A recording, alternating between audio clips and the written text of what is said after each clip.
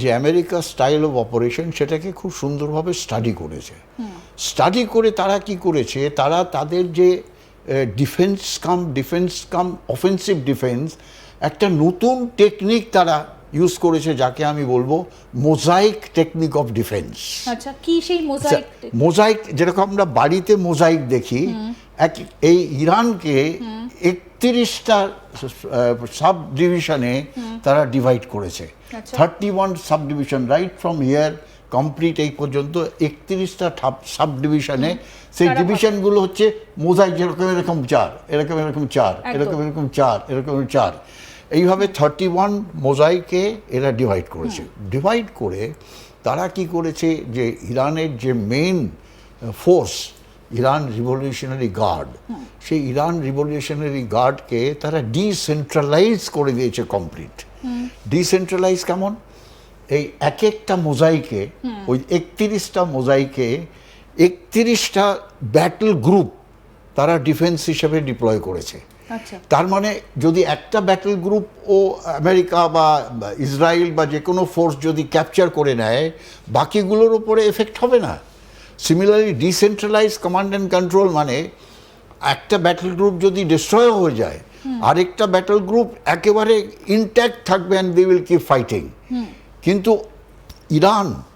ইরাকের যুদ্ধের সময় বা আফগানিস্তানের যুদ্ধের সময় বা বাকি লিবিয়া, এই সমস্ত যুদ্ধের সময় এই কনসেপ্টটা কিন্তু তারা করেনি, যার ফলে যেই তাদের সেন্ট্রাল কমান্ডকে ডিস্ট্রয় করে দিল, তাদের সামরিক বাহিনী কমপ্লিটলি সারেন্ডার করে দিয়েছিল। তা এবারে সামরিক বাহিনী সারেন্ডার করবে না, তার কারণ হচ্ছে একটা কমান্ডও যদি ডিস্ট্রয় হয়ে যায়, যে মোজাইক বললাম 31টা মোজাইক ডিভাইড এর মধ্যে করে তারা ডিফেন্স করে রেখেছে।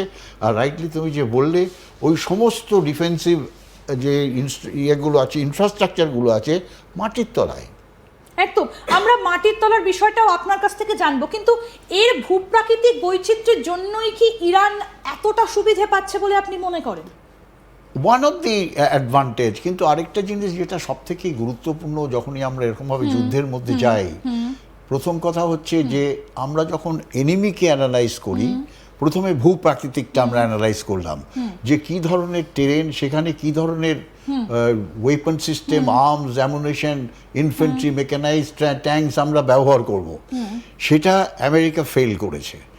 সেকেন্ড হচ্ছে যে কি ফোর্স, মানে যেই ফোর্সের এগেনস্টে আমরা যুদ্ধ করতে যাচ্ছি, সেই ফোর্সের মধ্যে কি কি আছে, তার শক্তি কত, তাদের মধ্যে কি কি ওয়েপন সিস্টেম আছে, কি ধরনের তাদের ডিফেন্সিভ সিস্টেম, সেগুলো আমেরিকা ফেল করেছে। তার কারণ তারা কোনোদিন চিন্তা করতে পারেনি যে ইরানের কাছে এত মিসাইল সিস্টেম। একদম, আমি এইটাই আপনার কাছ থেকে জানছিলাম, যে এই যে ইরান, আমি যে কারণে ম্যাপটাকে একটু ছোট করার চেষ্টা করছিলাম, যে ইরান এখান থেকে মিসাইলটা তাক করে কত দূর পর্যন্ত চলে এসেছে। আমি একটুখানি দেখাবো যে দিয়াগো গার্সিয়া পর্যন্ত ওরা একটা টার্গেট কিন্তু অলরেডি সফল হয়ে গেছে। দিয়েগো গার্সিয়াটা অনেকটা দূরে, এতটা তারা কি করে এটা টার্গেটটাকে তারা করলো, মানে তাহলে কত লং রেঞ্জ মিসাইল ইরানের কাছে রয়েছে। কারণ এই যদি ইরান হয়, এই আরাবিয়ান সি ক্রস করে এই ভারত মহাসাগর পর্যন্ত, তাহলে তাকে আসতে হবে। আচ্ছা, এবারে বলি ডিয়াগো গার্সিয়া কেন। প্রথম কথা হচ্ছে ইরান ডিয়াগো গার্সিয়াকে স্ট্রাইক করার চেষ্টা করলো, হিট কিন্তু করতে পারেনি। মিসাইল সিস্টেম ডিয়াগো গার্সিয়ার ওপরেই একটা ডিস্ট্রয় হয়ে গেছে, আরেকটা সেখানে কিছু রকম প্রবলেম হয়েছিল। কিন্তু ডিয়াগো গার্সিয়া, তুমি ডিস্টেন্স বললে, যে আমরা যদি ইরানের, হ্যাঁ, আমরা যদি ইরানের লেটসে চাবাহার পোর্টটা নিই, একেবারে এইদিকে চলে আসি, যদি আমরা চাবাহার পোর্টটা নিই, চাবাহার হচ্ছে, আমরা ইরানে যাই, ইরানে ঢুকে আমরা চাবাহারটাকে বোঝানোর চেষ্টা করি।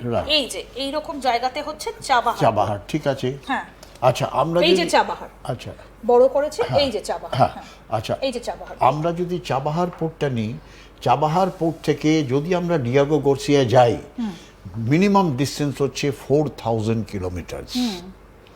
তার মানে ইরানের কাছে ইরান প্রমাণ করলো, প্রথম কথা হচ্ছে একটা ডেটারেন্ট, 4000 কিলোমিটার কভার করার মতো মিসাইল তাদের কাছে আছে। আচ্ছা, এবারে ডিয়াগো গার্সিয়াকে কেন একটা ডেটারেন্ট, কেন ডেটারেন্ট? ডিয়াগো গার্সিয়া এরকম একটা আইল্যান্ড, যেটা আমরা যদি দেখি আমরা দেখি যে- এখানে ম্যাপে হ্যাঁ। দিয়াগো গার্সিয়া পর্যন্ত আমরা একটু যাবার চেষ্টা করি। রাইট, ঠিক ঠিক প্রায় প্রায় এসে গেছি আমরা। আচ্ছা, দিয়াগো গার্সিয়া হচ্ছে এই যে ব্রিটিশ- দিয়াগো গার্সিয়া না, ব্রিটিশ ইন্ডিয়ান ওশিয়ান টেরিটরির মধ্যে পড়ে, এর রয়েছে। মধ্যে পড়ে। দিয়াগো গার্সিয়াকে যদি আমরা দেখি, এটা হচ্ছে ইন্ডিয়ান ওশানের ঠিক মাঝামাঝি অঞ্চলে অবস্থিত। এইটা একটা আইল্যান্ড গ্রুপ, আমাদের যেরকম লাক্ষাদ্বীপে 30-32টা আইল্যান্ড আছে, তার মধ্যে 3টে 4টে 5টা আইল্যান্ড যেমন আগাতি, কাভারেতি, মিনিকয় হচ্ছে সব থেকে বড় আইল্যান্ড। সিমিলারলি এই আইল্যান্ড গ্রুপটার মধ্যে প্রায় 60-70টা আইল্যান্ড আছে, যার মধ্যে সব থেকে বড় সিসিলির এইদিকে আছে, এটা ঠিক আছে, এর মধ্যেই আছে। যার মধ্যে সব থেকে বড় আইল্যান্ডটা হচ্ছে দিয়াগো গার্সিয়া। তা দিয়াগো গার্সিয়া হচ্ছে একটা ম্যাসিভ স্ট্র্যাটেজিক, এর একটা ইম্পর্টেন্স আছে। স্ট্র্যাটেজিক ইম্পর্টেন্স কি, দিয়াগো গার্সিয়াকে যদি আমি কন্ট্রোল করি মিলিটারিলি, এয়ারফোর্স বা নেভি দিয়ে, তাহলে আমি পুরো ইন্ডিয়ান ওশানের ওপরে যে কমার্শিয়াল ট্রাফিক আছে সেই ট্রাফিকগুলোকে আমি কন্ট্রোল করতে পারছি। শুধু তাই না, এটা একটা এরকম একটা ট্রানজিট পয়েন্ট যেখানে আমার পুরো ওয়ার ইকুইপমেন্ট, মানে নেভি আর এয়ারফোর্স, সেই ইকুইপমেন্টগুলোর লজিস্টিক্স হাব, সেখানে ডিজেল, পেট্রোল, খাবার দাবার, অ্যামুনেশন, আর্মস ইত্যাদি সমস্ত কিছু এর মধ্যে মেনটেন করা যায়। এখান থেকে যেমন আমাদের কাছে খবর আছে যে দিয়াগো গার্সিয়া থেকে, যখন আমি ছোট্ট একটা উদাহরণ দিই, যখন আবুতাবাদে হিট হলো ওসামা বিন লাদেনকে মারার জন্য, আবুতাবাদ সামওয়্যার ইজ হিয়ার, তা এখান থেকে হেলিকপ্টারগুলো গিয়ে আবুতাবাদে ওসামা বিনকে মারলো। ওসামা বিনকে নিয়ে তারা দিয়াগো গার্সিয়াতে চলে এসেছিল সেই হেলিকপ্টারগুলো, যেখানে তাদের জন্য এয়ারক্রাফট ক্যারিয়ার ওয়েট করছিল। সেই এয়ারক্রাফট ক্যারিয়ারের মধ্যে তারা ল্যান্ড করে তারপর তারা তাদের দেশে ফিরে গেল। সিমিলারলি এখান থেকে ডমিনেট করা যায় পুরো ইস্টার্ন আফ্রিকাকে, ডমিনেট করা যায়, এই পুরো ইস্ট আফ্রিকাকে ডমিনেট করা যায়।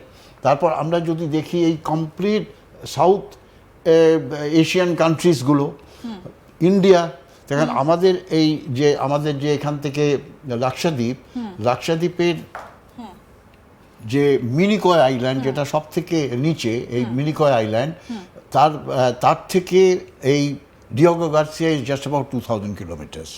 আর মালদ্বীপস, যেটা আমরা বাই অ্যান্ড লার্জ Maldives, you know what was happening with মালদ্বীপের থেকে ইটস অ্যাবাউট 1500 কিলোমিটার্স।